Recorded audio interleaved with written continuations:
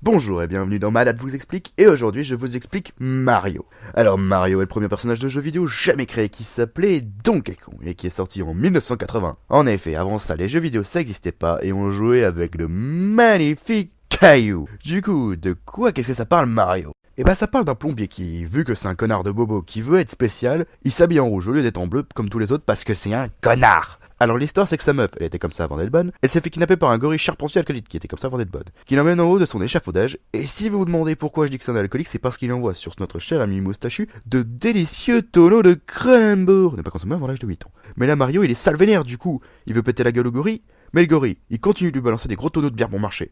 Mais finalement à la fin, il défonce le gorille et récupère sa meuf, donc ça va, ça passe. Et après cette première tentative, Nintendo s'est dit mais si on faisait un jeu avec le même personnage dedans, mais qui n'a plus rien à voir. C'était chelou, mais bon, comme ils avaient inventé le jeu vidéo, personne leur a rien dit. Du coup, Super Mario Bros arriva sur la NES en 1985. C'est une vieille console même pas en 3D, donc vous pouvez vous en foutre. En plus, il n'y a même pas de FIFA dessus. Alors du coup, l'histoire du jeu, là, c'est que sa meuf s'est encore fait kidnapper, parce que Mario est quand même un bon gros plagiat du film Taken, mais cette fois, c'est même pas la même meuf que dans le jeu d'avant.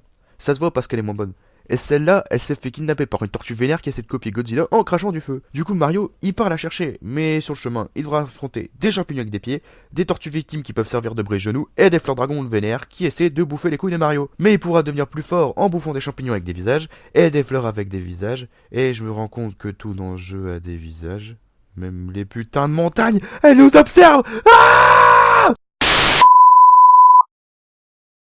Et du coup, Mario, encore plus vénère qu'avant, décide de venir péter la gueule à cet enfoiré, mais... Ta princesse, elle est dans notre château. Merci, connard! Tu pouvais pas me le dire avant que je rentre dans le putain de château pour affronter le putain de monstre qui crache des putains de flammes! Du coup, Mario, plus vénère que jamais, il va péter la gueule à la tortue qui en fait s'appelle Bowser. Et qui est une tortue qui veut être spéciale aussi parce que lui, il a mis des pics sur sa carapace comme un putain d'émo. Et après avoir vaincu, Mario retrouve sa meuf, mais en fait, c'est pas la fin des aventures de Mario.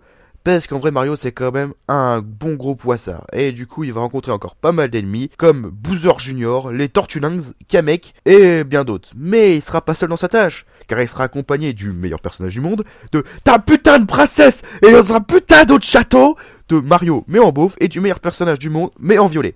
Mais bon, tout ça c'est une autre histoire pour un autre jour. À bientôt pour un prochain Malade vous explique.